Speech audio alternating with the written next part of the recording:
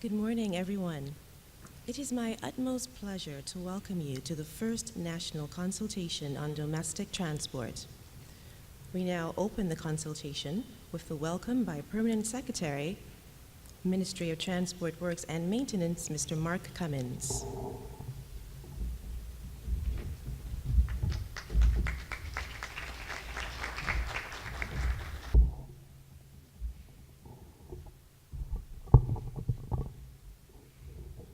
Thank you, Master of Ceremonies. Honorable Dr. William Duguid, Minister of Transport Works and Maintenance. Honorable Peter Phillips, Minister in the Ministry of Transport Works and Maintenance. Members of Cabinet, members of the Senate, permanent secretaries and officers of related grade, representatives of regional and international institutions, members of the staff of the Ministry of Transport Works and Maintenance, members of the media, ladies and gentlemen, good morning.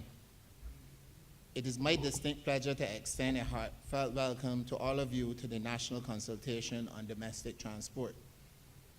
This is a very exciting event for us in the ministry as we continue the preparation of our strategic plan on transport. The major purpose of this consultation is to have discussion with major stakeholders in the transport sector to garner their views and thoughts in the shaping of new transport policies.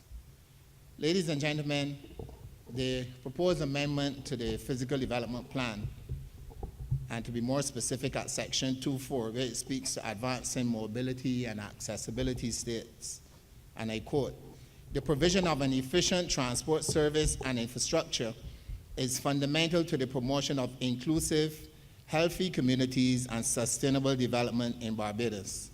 Access to employment opportunities, education, health, and other services hinges on the availability of safe, affordable, comfortable, reliable, and efficient transport systems," end quote.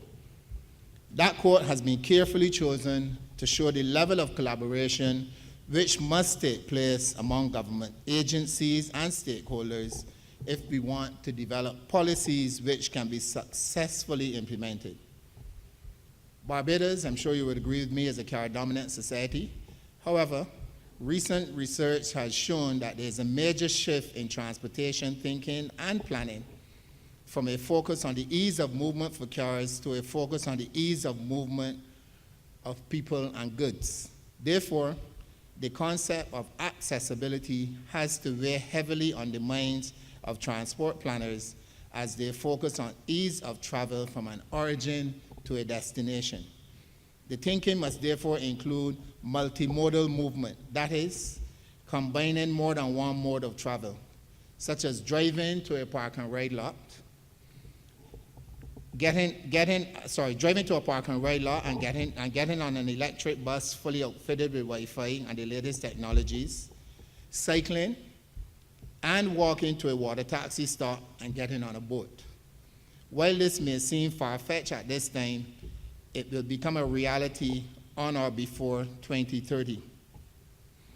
During today's consultation, there will be discussion on public transport system, electric mobility, zero emissions, mobility and accessibility, road safety, resilient transport infrastructure, attracting new entrepreneurial talent, skills, and technology to the transport sector, and very importantly, funding, financing, and tax structures for the transport sector. It is the intention of the ministry to capture today's event and prepare a report which will inform readers in a very concise manner about the very complex issue of domestic transport in Barbados. This report will be used to guide public discussion as the ministry hosts 5 public meetings beginning later this month across the island to ensure that there is strong community input. Ladies and gentlemen, in this room we have persons representing government, the private sector, civil society, trade unions, academia, the United Nations agencies, and development banks, all with different areas of expertise.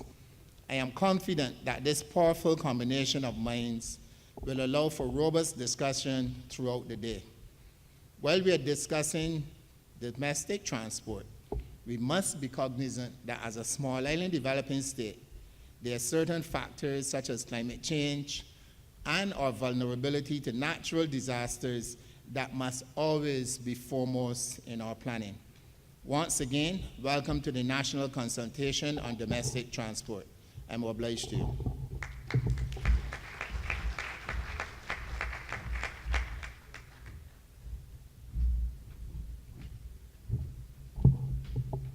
Thank you, Mr. Cummins. Our next featured speaker, Minister in the Ministry of Transport Works and Maintenance, the Honorable Peter R. Phillips, will come to the podium next. Thank you.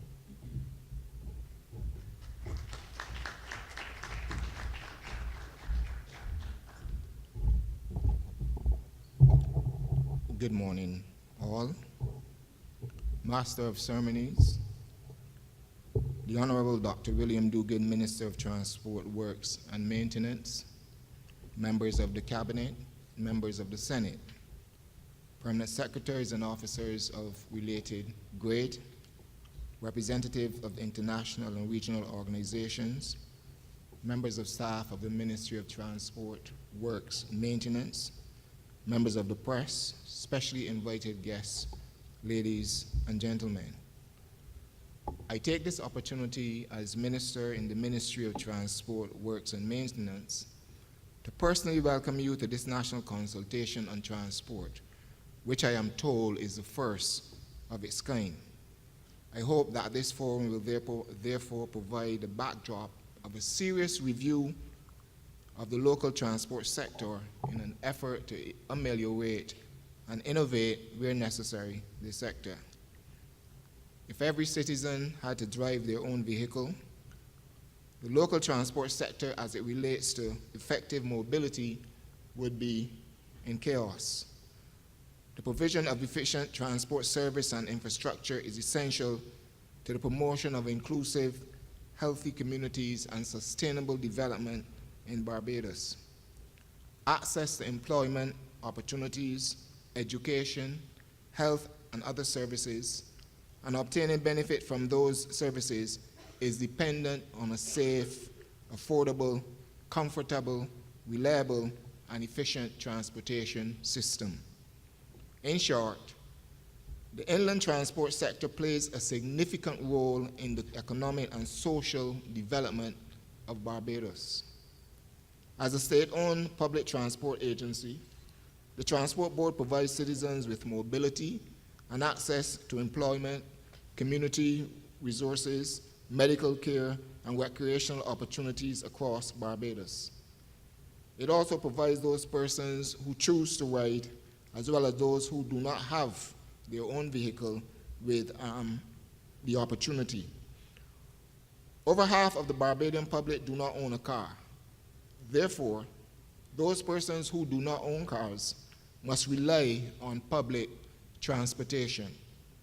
It is estimated that some 30,000 commuters, inclusive of school children and pensioners, are transported across the island on a daily basis. A timely and efficient bus service will redound to the productivity of Barbados and enhance the work life of its citizens.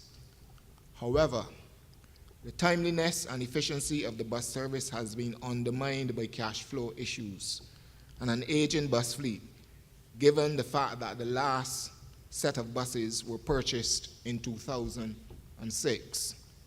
Consequently, bus availability has been hampered, and this has adversely affected the ability of the Transport Board to properly service its routes across the island. Every effort must be made to meet the expectations and demands of commuters who depend on the inland transport system. Therefore, given the need to improve mobility and accessibility for the general public, the Transport Board will implement a number of initiatives such as a cashless payment system, a fleet management system, and the use of electric buses on its routes, together with a transport augmentation project known as the TAP, which will see us using private minibuses to help the Transport Board service its scheduled routes. Globally, Vehicle manufacturers have seen the convergence of electricity and transportation, and coupled with the need to reduce carbon dioxide emissions, they have signaled their intent to switch to producing electric vehicles. According to Bloomberg New Energy Finance, by 2040, 55% of all new car sales and 33% of the global fleet will be electric. Car manufacturers have also suggested that the upfront cost of electric vehicles will be competitive on an unsubsidized basis commencing in 2024. For instance, BMW proposes to mass-produce electric vehicles by 2020, and Volkswagen will invest up to US $84 billion in battery and electric vehicle technology to electrify all 300 of its models by 2030. The need to reduce carbon dioxide emissions in cities across the world requires us to embrace a range of strategies based on a mix of policy, technology, and behavioral changes. The well-known avoid, shift, improve concept. In this holistic scenario, public transport plays a pivotal role, being one of the obvious solutions contributing to the fight against global warming, congestion, and pollution. The world transportation industry is experiencing a significant transformation with the emergence of new technologies in alternative energy. Among different technologies, the electric vehicle, EV, is considered to be the future trend of transportation that could replace the use of hydrocarbon fluids completely, as well as reduce the emissions to zero. It is expected that development and commercialization of EV will have a great impact on the transportation industry in the next decade. Concomitantly, some attention must be paid to alternative approaches, solutions to minimize traffic congestion and pollution. One such approach will be the introduction of a park and ride system to alleviate the traffic gridlock that usually occurs in urban areas. The park and ride refers to the provision of a dedicated regular bus service running to and from a city center and a number of car park sites in areas close to the area along radial routes. Another traffic management strategy will be the introduction of high occupancy vehicle lanes, which are restricted traffic lanes reserved at peak traffic travel times or longer for the exclusive use of vehicles with a driver and not less than 3 passengers, including carpools or van pools. These lanes are intended to incentivize throughput, that is, facilitate the movement of more persons per car, per lane, and by enabling them to flow freely in areas of heaviest traffic congestion. Coupled with these traffic management strategies must be proper road maintenance, which is critical to reliable transport in light of the direct link between road condition and vehicle operating costs. The International Road Federation has stated that due to poor road maintenance in many developing countries, there is an adverse effect on many sectors of the national economy. The road network system is a large capital investment which should be properly maintained to ensure the maximum benefits are derived relative to the cost of maintenance. It is clear that timely and appropriate maintenance will retard the rate of deterioration, delay the need for major expensive repairs such as reconstruction, and generally extend the service life of a road to attain the highest economic benefit. The deterioration of our roads can be attributed to the increasing weight and number of vehicles on the roads, the large number of utility openings and tracks, poor quality reinstatement, which is often done without adequate compaction, and poor drainage in the maintenance of roads. We must endeavor as a country to do a better job on maintaining our roads, improving our modes and means of transportation as we start to think outside the box and embrace new technologies as they become available and applicable to our climate, geography, and infrastructure. We must be bold and face the future with vigor and a can-do attitude rather than wait and see policy of the past 10 years. The future is now. Ladies and gentlemen, I trust that this consultation will provide the catalyst required for ongoing discussion among the various stakeholders so that there is a continual assessment and improvement with the public transportation system. I thank you.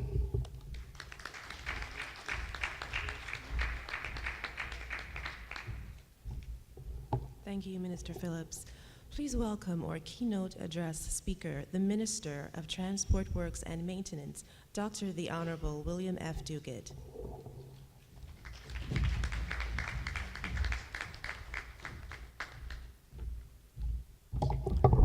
Good morning, everyone. Madam Master of Ceremonies, Honorable Peter Phillips, Minister in the Ministry of Transport Works and Maintenance, Honorable Edmund Hinkson, Minister of Home Affairs, Honorable Trevor Prescott, Minister of the Environment, Permanent Secretaries and officers of related grade and heads of department, representatives of international and regional organizations, members of staff of the ministry, members of the media, all invited guests, ladies and gentlemen. First, let me give apologies for the Prime Minister, who was to be in attendance today to give the keynote speech, and she's had to deal with some other urgent international matters, and she's asked me to deputize in her absence. A very special good morning to you all. As you know, hardly 2 weeks ago, a national consultation on crime was held here. In addition, for the very first time, the discussion on the estimates this year took a different format, whereby your parliamentary representatives had the opportunity to question and hear from the senior civil servants about the work that they are doing. This, as you know, is all part of our government's commitment to you to make the government more transparent and more accessible to the public. For those who may recall, our manifesto had pledged to build a 21st century public transportation system, working with all stakeholders to develop an economically sustainable 15-year master plan for the sector, inclusive of the use of the vehicles powered by green fuels. I therefore commend the officials of the ministry in taking this initiative to consult closely with you as they seek to fashion government's master plan for a sector that is so vitally important to the economic development of this country. We all know that an efficient transport system is an essential component for the economic and social development of any country. Indeed, the development of a country's transport sector is a good indication of the level of development of that country. Take, for example, Singapore, the Scandinavian countries, Canada, or small states such as Malta. Efficiency and safety are the hallmark of their transport systems. It is interesting to note that while such countries seek ways to make their systems even more efficient, recently the debate in Barbados has been characterized by an argument over whether a PSV operator should wear a black or yellow shirt. We can only achieve a truly modern system based on data. For example, you will notice a plethora of vans on routes such as the Silver Sands and Silver Hill routes. Yet parishes such as St. John, St. Joseph, and St. Andrew cry out for transportation. What really is our system seeking to achieve? To put money in the pockets of a few, or to ensure that our people get to work, school, or play so that they can contribute to our economic development? If we do not carry out a scientific analysis of the transport needs and abilities of Barbadians, the options available, the possibilities of connectivity between the various links and modes, and the quality and costs of alternative solutions, how then do we expect to build on the makeshift arrangements we have now? While I do commend the work of the Transport Authority on what it is trying to achieve in the area of route rationalization, I feel that we must go deeper. I gather that it is over 20 years that a full and comprehensive study has been done of Barbados' transport system.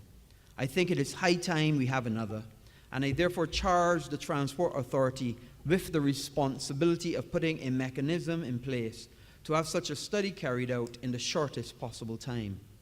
This would guide us in fashioning a modern system, integrating all modes of transport, a system of which we may all be proud.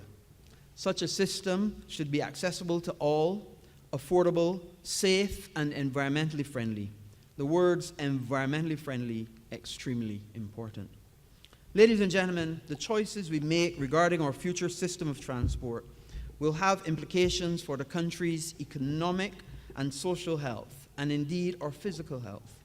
It was here in Barbados in 1994, on the hosting of the Global Conference on the Sustainable Development of Small Island Developing States, that Barbados led the charge in drawing the attention of the international community to the peculiar problems facing the SIDS, in particularly climate change. In 2007, government had ushered in a national green economy policy, perhaps one of the first in the Americas. We are as committed now as we were then to reducing our carbon footprint and to enacting our migration and adaptation strategies to the threat of climate change poses to our sustainable development. You will all know that the transport sector is responsible for a significant amount of greenhouse gas emissions. It is for this reason that we feel that the time has come for our greening of the transport industry, and thus reduce Barbados's dependence on fossil fuels. The use of green energy would importantly reduce the negative impact on air quality, the physical environment, water quality, public health, and the economy as a whole. If we are seeking to improve the quality of life for our people and generations to come, we must be serious about moving towards a green economy. It is for this reason that we've decided not to import any more diesel fuel buses into Barbados. While I recognize the difficulties many people might be having in getting transportation, and some persons have been arguing that we should import some diesel buses to ease the shortage, the long-term damage to our society and economy is too great for such a proposal to be entertained. We are fully committed to transition Barbados to be the first 100% green and carbon neutral island state in the world by 2030. Consequently, we will consider duty-free concessions to public service vehicle operators to import vehicles powered by alternative energy sources. We will require all government vehicles and street lighting to run on clean energy by 2025 and incentivize the use of clean energy vehicles by businesses and individuals. Recently, the Cabinet approved the master plan for the future operation of the Transport Board. This plan makes provision for a leaner and more efficient board, in keeping with government's plan to move to this fossil fuel-free environment by 2030. The Transport Board intends to acquire a number of electric buses to add to the current fleet, commencing with a phased basis within the next financial year. To this end, the board has invited bids for the supply of a fleet of electric buses, together with the requisite charging stations, on a revenue-sharing basis. Additionally, in association with the Barbados Light and Power Company, the Transport Board hosted a bidders conference at Marriott's Courtyard on Thursday, January the 17th of this year, to sensitize prospective bidders of the bidding process and technical requirements. I understand that the bids received are presently being evaluated.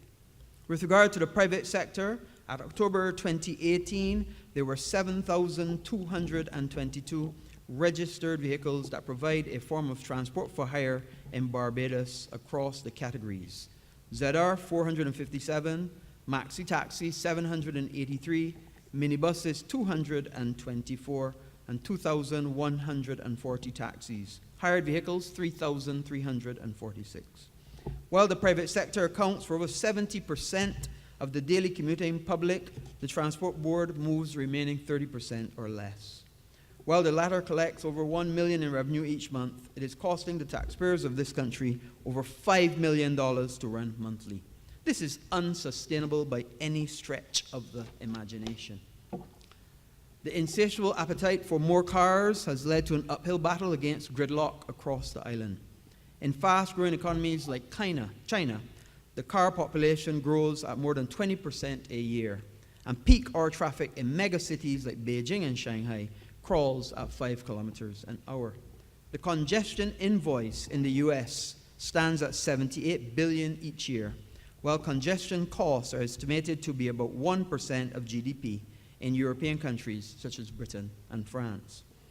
Barbadians likewise desire to own cars for many reasons, and as a result, the vehicle population has grown steadily to over 120,000 registered vehicles today. With rising affluence, Not only are more Barbadians owning cars, they're also using them more intensively and driving more from a much younger age. The effects are telling. Congestion levels have increased with more roads congested during the peak hours. Traffic congestion is not only frustrating to the road user, but it also hurts the environment unnecessarily, wastes time, fuel, and in some cases, patience on the roads. With business, government, and schools, normal daily operations starting generally around 8:30 to 9 and finishing around 5. Traffic conditions during these morning peak times are for both users of private cars as well as public transport commuters are generally gridlock. Evening peak times are less congested generally and more specific at various key arteries out of main economic centers such as Bridgetown, Warrens, and the south and west coast main roads. There's currently no policy on the staggering of travel, work, or school times. Motorists spend too much time stuck in jams. Enough time and fuel that could have been presented as an alternative investment opportunity. Barbados needs urgently to address its own congestion invoice and the associated congestion costs. The ministry has continued to utilize its staff to analyze traffic flows and to implement appropriate traffic management techniques such as the new roundabout at Coverley Villages. Against our ever-growing appetite for car use, we are faced with the immutable realities of the size of the island. A small island of 431 square kilometers with 2.2% of its land already used up for roads.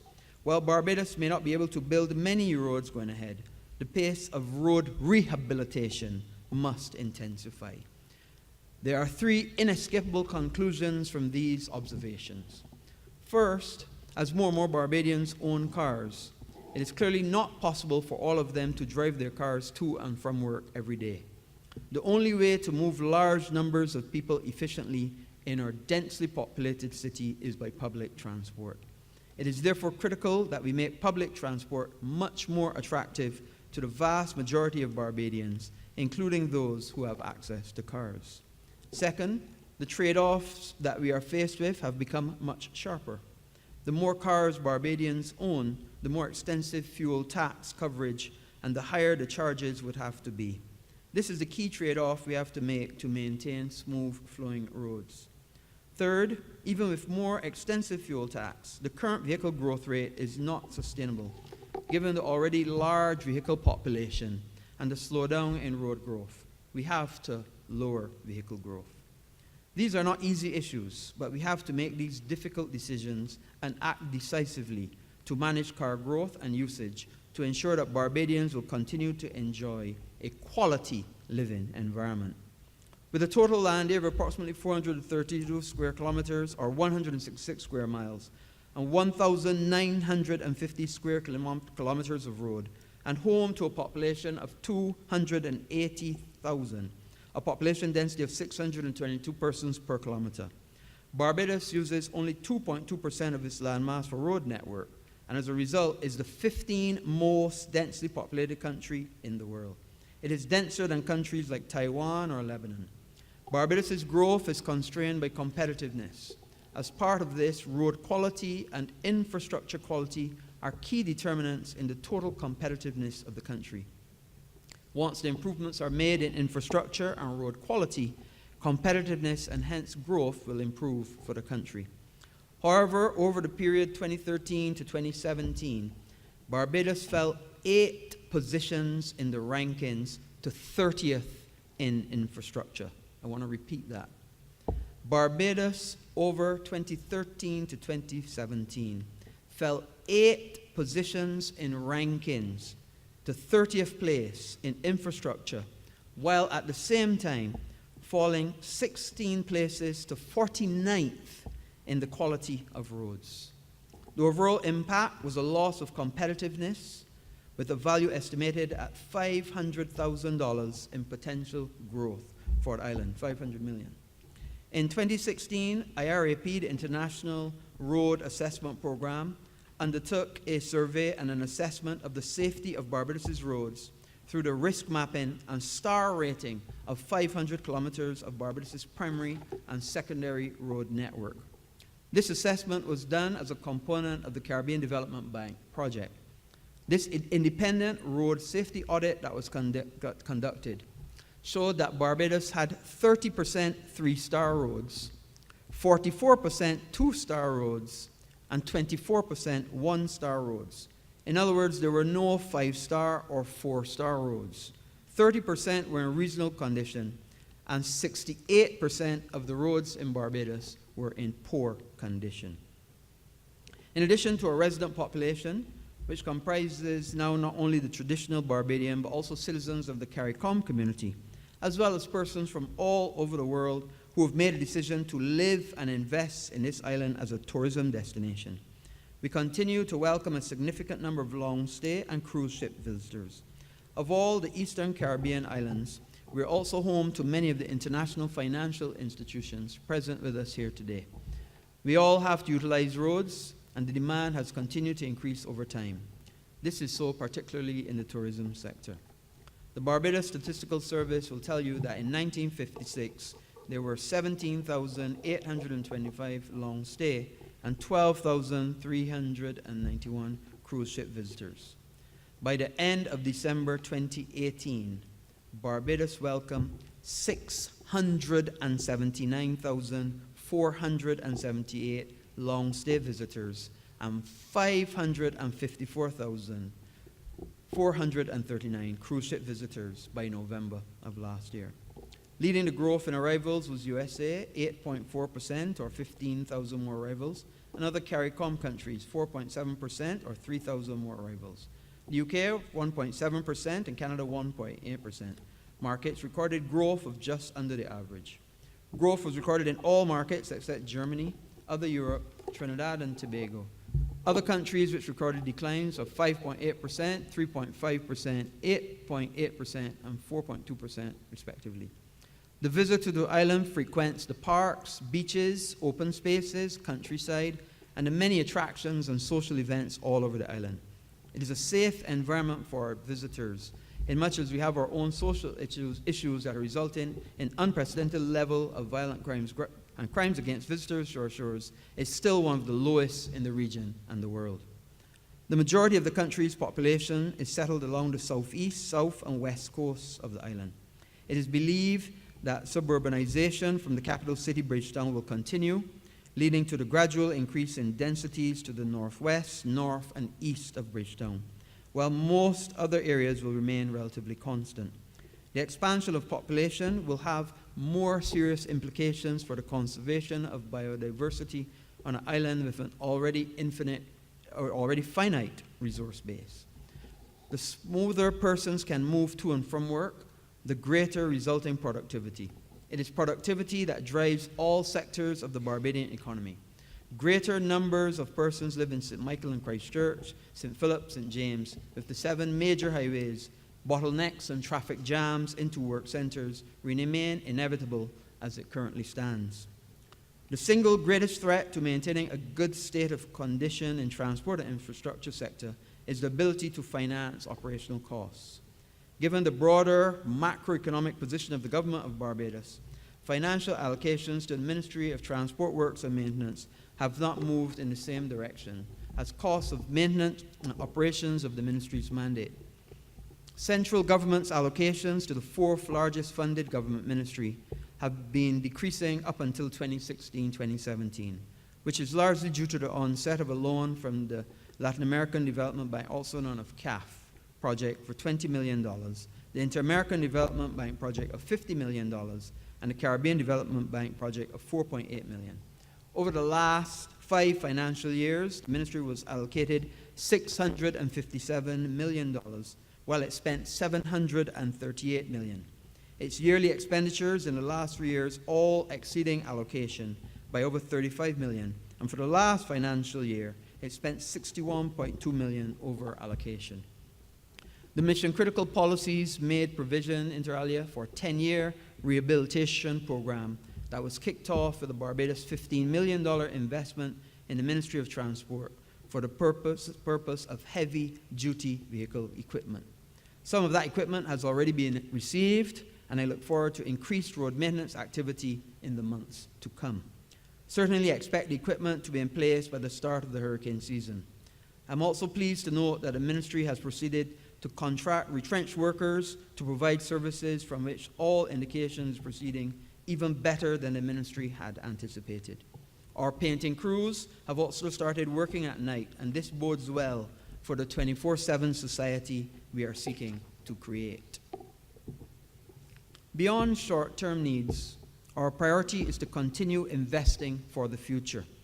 The multi-million-dollar Hyatt project, as well as the other property development plans for the entire Bay Street and Gemps Lane area, are in progress. These are key developments supporting economic modernization of the Bridgetown area and most crucial for the long-term growth of Barbados. The new innovations available to us will help inform how we are going about planning for investments. Indeed, when it comes to investing for growth, Barbados will not stand still. Following the appropriate approvals, the government has been given the go-ahead to build a new complex at Kendall Hill. The other new investments, such as Coverley, Ross University, the Ridge Housing Development, Sagicor Medical Center at Boarded Hall, condominium complex at Weston and Sandals, and on the West Coast will all cater to the projected growth in travel demand around the island. It is therefore mandatory that this growth is coupled with complementary traffic flow solutions so residents in the area can expect travel time from Bridgetown and to other major hubs to be significantly reduced. There are 6 terminal spaces for the commuting public across the island at Constitution River, Fairchild Street, Princess Alice, Cheapside, Speightstown, and Oistins. These terminals provide a measure of comfort for the commuting public as well as a means of regulating transport flows, particularly under conditions of service integration with the PSVs. Within each terminal space is also provided for the vending of goods. In the past, responsibility for the collection of rents from the vendors was central ministry. However, provision has been made to ensure that appropriate conditions for rent and arrears collection is undertaken by the Transport Authority. The questions we must ask today are these hubs alone still relevant for efficient transport? And if not, what are the other modalities that may help to improve traffic flows from what they are today? Human deaths by vehicle crashes are avoidable. However, each year, Barbados continues to record fatalities by crashes. While there were 9 deaths in 2016 after a year of targeting road safety programs, Barbados saw an increase to 25 fatalities in 2017 and 24 by November of 2018. Road safety programs must continue to feature significantly within the operations of the ministry. In this regard, I extend sympathy to those who have lost their loved ones on the roads recently. And I have lost 2 loved ones on the roads in the past. What is particularly heart-rendering was the case of the young man snatched away in the prime of his life. I take this opportunity to warn those who would continue to run recklessly on our roads that you're not only endangering lives, but you also run the risk of having your permit revoked. I know that the Transport Authority has already taken action to revoke the permits of a few who blatantly ignore the law. And I also urge the authority not to be daunted by those in the legal profession who are now shouting from the rooftops that they have some loophole in the law. The ministry is still managing to amend, roll out, and enforce the new Road Traffic Act. In addition, road tax is no longer payable for private use vehicles, while commercial vehicle road tax was reduced considerably. It has put specific procedures in place for the manufacture of license plates, disabled parking, driving under influence of alcohol, using cell phones, littering from vehicles, and measures to deal with stunt driving, written off and abandoned vehicles and older vehicles, ATVs, and punitive measures for PSV operators and owners who fail to observe the laws of Barbados. Final arrangements are also being made for the introduction of drink drive testing, and the ministry will also be seeking to develop legal requirements for utilities that have to disrupt road infrastructure to pay for rehabilitative works. First and foremost, we are taking major steps to make public transport a choice mode of travel. As a matter of urgency to supplement the current shortage of transport board buses, we will shortly be introducing a transport augmentation program as an integrated system for the commuters perspective, with more frequent services across the island and seamless transfers. Beyond these, we'll also make immediate improvements to public transport, both the arrangements for the Transport Board bus as well as the PSV operators, so that we Barbadians will have a preferred alternative to cars. In closing, radical change is needed in this sector, which has not kept pace with the development of other sectors, and indeed, it can be argued, has retarded their growth. That is why government's mission-critical policies speak to taking immediate action to making the transport system functional and viable, and repairing our road infrastructure to ensure that it is more resilient. What we are seeking to achieve is a transport system that is accessible to all who so wish, affordable, safe, and environmentally friendly. Since 2018, the new government of Barbados has had to adapt to the turbulent and inhospitable global economic environment in order to safely navigate the various sectors of the Barbadian economy. The transport sector in particular has been undergoing significant transitions from policy, legal, infrastructural, and investment perspectives.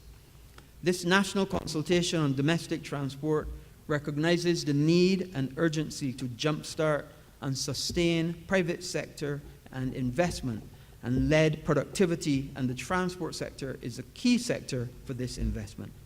These issues are why we are here today, to fix the system. While the sessions will have short presentations today, it is really the discussion and the solutions being put forward both here and at the town hall meetings around the country that will inform the white paper on transportation, taking Barbados into the future. I thank you.